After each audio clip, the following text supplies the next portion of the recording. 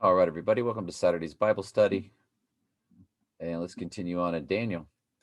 Then the presidents and the princes sought to find occasion against Daniel. So they were going to try to put him in a trap concerning the kingdom, but they could find nothing against him, no faults, for he was faithful. Neither was there, he didn't make any mistakes on the job. Then the guys said, we're going to find something against him because we're going to find it concerning him and the law of his God. Then these men got before the king and said, "Oh, King Darius, live forever." Instead of paraphrasing, I'll just read it straight. All the presidents of the kingdom and the governors and the princes and the councils and the captains have consulted together to establish a royal statute and to make a firm decree, O king, that whosoever shall ask a petition of any god or man for 30 days, except for you, O king, he shall be cast into the den of lions. Now, O king, establish the decree and sign the writing that it be not changed according to the law of the Medes and the Persians, which altereth not. In other words, once he signs it, king can't change it. Wherefore King Darius signed the writing and the decree. Now Daniel knew that the writing was signed. He went to his house, and his windows being open in his chamber toward Jerusalem, he kneeled upon his knees 3 times a day and prayed and gave thanks before his God as he did aforetime.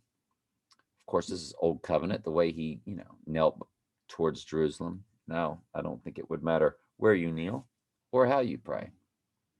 Just draw yourself to the Lord, or he will draw you to him. And remember, he already knows the things you need before you ask, as it says. And we are to say, "Thy will be done, Lord," when we pray. That's how we were taught how to pray, the Lord's Prayer. And when Jesus prayed about removing the cup that was before him, he did finish with, "Not my will, Father, but your will be done." Prayer changes nothing. Everything has already been ordained. It is really the Lord bringing you to him in humbleness and weakness to draw strength, which he already ordained would happen, which he will, of course, give to you if you're a sheep. "Where is he now?" they asked. "I don't know," he replied.